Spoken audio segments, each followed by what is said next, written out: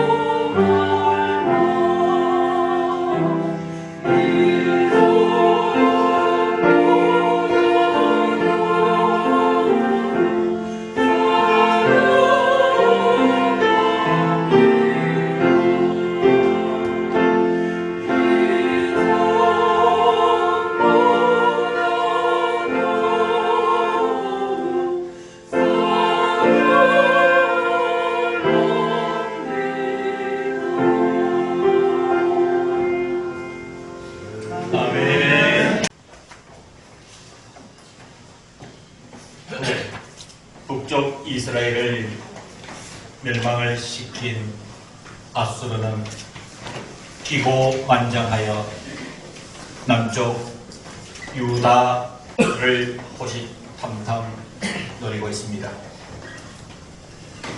유다의 13번째 왕인 히스기야가 즉위해서 14년쯤 되었을 때에 아수르 왕 산헤립은 이 하나님의 백성인 유다를 침공하기 위해서 자기 신하인 랍사게라는 사람을 보내어 이렇게 협박을 합니다. 이사야 36장 1절 이하에 보면은 아수르 왕 산헤립의 심부름을 받고 유다에 온 신하 랍사게는 너희들이 싸울 계략과 용맹이 과연 있느냐? 너희들이 누구를 믿고 우리 이 아수르에 대해서 대항하려고 하느냐? 너희들이 지금 애굽을 믿고 있는데 그 애굽을 믿는다면 그 애굽은 갈대 지팡이에 불과한 나라인 것을 너희들이 모르느냐? 랍사게는 백성들에게도 이렇게 협박을 합니다. 저 너희들의 왕 히스기야에게 미혹되지 말아라. 너희들이 보았지 않느냐? 어느 나라 어느 신이 아수르 대왕인 나의 손에서 그들을 건져낸 일이 있었느냐? 하물며 하나님을 향해서도 너희들이 믿는 여호와가 능히 이 예루살렘을 나의 손에서 건져내겠느냐? 라는 어조로 유다의 왕과 그 백성들을 협박을 합니다.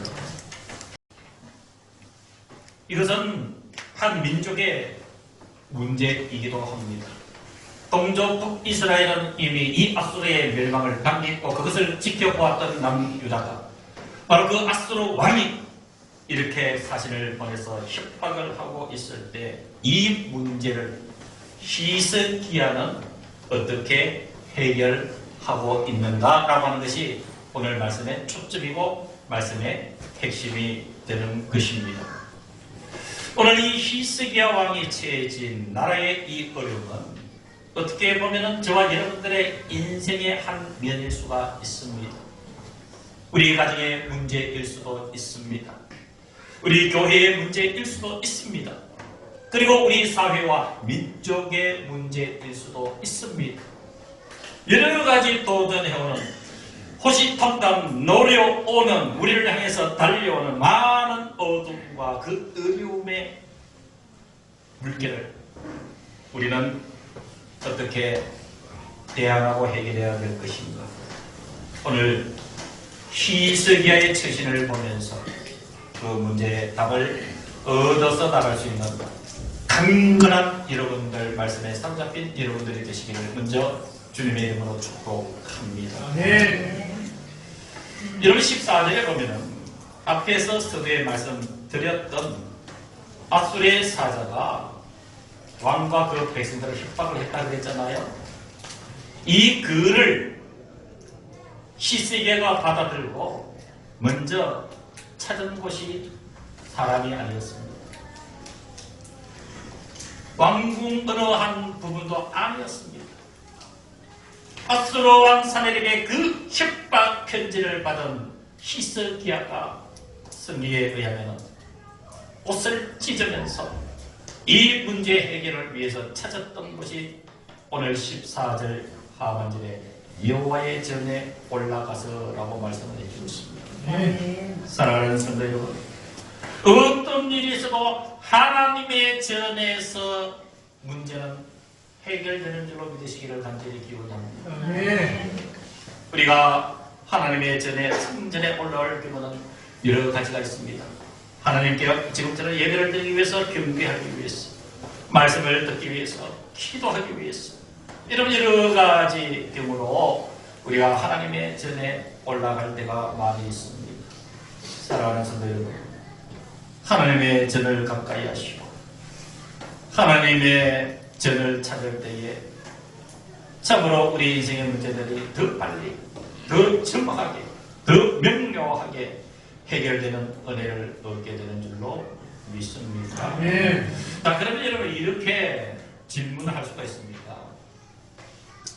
여러분, 말씀의 원칙은 히스기야가 여호와의 전에 올라가서 앗술의 문제를 해결하게 되거든요. 그러면 여러분, 지금 저와 여러분들의 삶의 형편에 이렇게 질문할 수 있습니다. 아, 나는 대사교회 성전에 나와서 기도를 하기는 해야 되는데 몸이 불편하다든지 거리가 멀다든지 형편이 안 될 때 하나님의 성전에 올라가기가 참 힘이 들 때가 있습니다. 여러분, 그것을 여러분들의 형편을 이해를 합니다. 그래서 하나님이 뭐라고 얘기하셨냐 하면 고린도전서 3장 16절에 이렇게 말씀하십니다. 너희는 너희가 하나님의 성전인 것과 하나님의 성령이 너희 안에 계시는 것을 알지 못하느냐, 이렇게 말씀하셨어요. 그럼 여러분들이 실체가 무엇이라는 얘기예요? 너희는 너희가 하나님의 성전인 줄 알지 못하느냐, 성전이 너희들 가운데 계시는 것을 알지 못하느냐. 그러니까 성전이라는 개념은 뭐예요? 눈에 보이는 성전도 성전이고, 여러분들 인격체 신앙 고백을 하고 살아가신 여러분들 자신이 성전이라는 얘기예요. 믿습니까? 여러분 속에 누가 계시니? 성령님이 계십니다. 여러분들로 하여금 예수를 구주라 신하게 하시는 이가 성령님이세요. 그 성령님이 내 속에 있을 때는 여러분들이 성전이에요. 그러면 문제가 해결되는 거예요. 성전에서 나와서 기도할 수 있는 형편이 되시는 분은 나오셔서 히스기야처럼 인생의 문제를 가지고 기도하시라는 거예요. 여러분들의 삶의 자리에서, 여러분들 방에서, 여러분들의 일터에서 여러분들이 여러분들의 인생의 문제를 가지고 기도하는 그곳이 성전이에요. 왜요? 여러분들이 성전이기 때문에. 먼저 여호와의 전에 올라갔어요. 두 번째 방법은, 여러분 히스기야가 하나님의 전에 올라가서 어떤 행동을 했을까요? 여러분 오늘 14절 하반절의 성경에 의하면 여호와의 전에 올라가서 그 글을 여호와 앞에 펴놓았다라고 말씀을 하고 있습니다. 여호와 앞에 펴놓았다. 그러니까 앗술의 사자가 보낸 그 편지 내용이 뭐예요?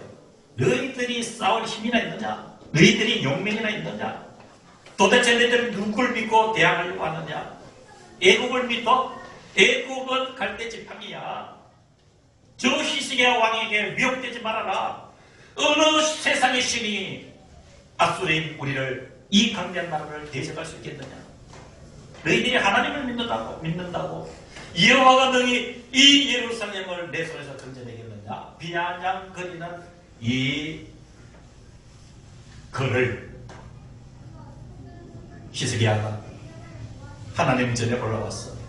하나님 앞에 그것을 펼쳐놓고 살아가는 성도 여러분, 기도하는 자리에 여러분들의 인생의 문제, 가정의 문제, 그리고 이 사회의 문제, 국가의 문제를 전부 하나님 앞에 낱낱이 펼쳐놓고 기도에 들어가시기를 주님으로 축원합니다.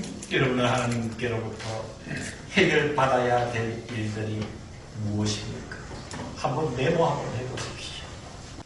여러분들이 하나님 앞에 알아야 될 기도의 제목들이 얼마나 많겠습니까? 여러분들이 가지고 있는 인생의 문제를 여러분 가슴에 담고 하나님의 전에 성전된 여러분들이 하나님 앞에 그 모든 인생의 문제를 펴놓고 여호와께 기도하여 이르되 그랬습니다. 하나님께 한번 기도해 봅시다. 히스기야의 기도에 보면은 두 가지 특징이 있습니다. 이것을 저는 이렇게 표현하고 싶어요. 달리 말씀드리면, 사랑하는 성도 여러분, 기도의 응답을 통해서 내 문제가 해결되고 하나님께 영광이 되시기를 원하십니까? 그러면 히스기야의 기도의 두 가지 원리를 여러분 가슴에 담고 기도해 보시기를 바랍니다. 첫 번째 히스기야의 기도는요, 응답받는 기도는 하나님 앞에 분명한 신앙 고백이 선행되어야 됩니다. 여러분, 저와 여러분들이 기도를 할 때 기도를 받으시는 대상은 누구십니까? 하나님이시죠. 근데 그 하나님에 대해서 내가 분명한 신앙 고백을 가지고 하나님 부르셔야 된다 이 말이에요. 그러면 응답이 빠르다는 거예요. 자, 그러면 히스기야가 하나님께 기도할 때 그 신앙 고백이 16절이에요. 16절 잘 보십시오.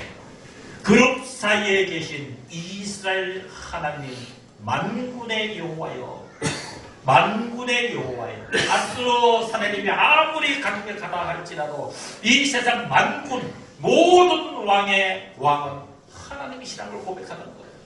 아수르의 사내림이 아무리 기고만장하고 이 민족을 협박한다 할지라도 이 모든 민족을 다스리는 만군의 여호와 하나님이시라, 그것을 신앙 고백하며 부르고 있는 것이죠. 16절에 히스기야의 고백은 이어집니다. 주는 천하 만국의 유일하신 하나님이시라. 주께서 천지를 어떻게 하셨다고요? 창조하셨느니라, 만드셨느니라 라고 얘기를 했습니다. 그 하나님 앞에 20절에 계속 이어집니다.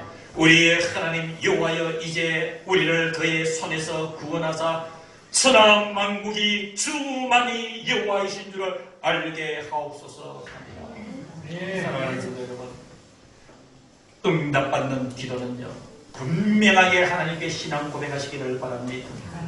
하나님은 만군의 하나님, 나의 하나님이십니다. 천하 만국의 유일하신 하나님이 나의 하나님이십니다. 천지를 만드신 하나님이 나의 하나님이십니다. 그리고 여러분들의 기도를 한번 쏟아내 보시기를 주의 이름으로 권면합니다. 여러분, 기도를 쏟아낼 때 응답받는 두 번째 원리는요, 17절입니다. 17절인데 좀 하나님을 붙잡고 늘어질 줄 알아야 돼요. 어떻게 해야 된다고요? 기도를 할 때는요, 하나님을 붙잡고 좀 늘어져야 돼요. 고집 좀 부려야 돼요. 여러분, 17절에 보면은 히스기야가 아주 긴막힌 의존을 가지고 하나님 앞에 하소연해요. 어떻게 해요? 여호와여, 귀를 기울여 들으시옵소서. 하나님, 제가 지금 말씀드리는 이것을 하나님 귀를 기울여서 좀 들어주십시오. 여러분들의 기도의 제목을 가지고 히스기야처럼 간절한 마음으로 하나님, 제가 지금 쏟아지는 이 기도의 제목들, 나의 삶의 이 문제를 하나님 귀를 기울여 제발 들어주십시오. 귀로만 들으실 것을 요구할까요? 더 나가야 됩니다. 한 발자국 더 나가야 됩니다. 이 여호와여, 눈을 뜨시고 보시옵소서. 여호와여, 눈을 뜨시고 보시옵소서. 하나님, 제발 귀를 기울여 들어주시고 제발 눈을 뜨셔서 나의 이 모든 모습을 좀 보아달라. 하나님이 사람을 보내어 살아계시는 하나님을 해방하는 모든 말을 들으시고 눈을 떠서 제발 좀 봐달라. 저와 여러분들의 삶에 우리를 근심되게 만들고 우리를 힘들게 만드는 일이 있다면 하나님, 제발 제 이 부러짐의 귀를 기울여 들어주시고 제발 눈을 떠서 나 좀 봐달라. 보시옵소서. 세 번째는 이제 응답의 모습을 보겠습니다. 히스기야가 이 아수르의 위협 앞에서 그 문제를 있는 그대로 들고 하나님의 전에 먼저 찾아 올라갔어.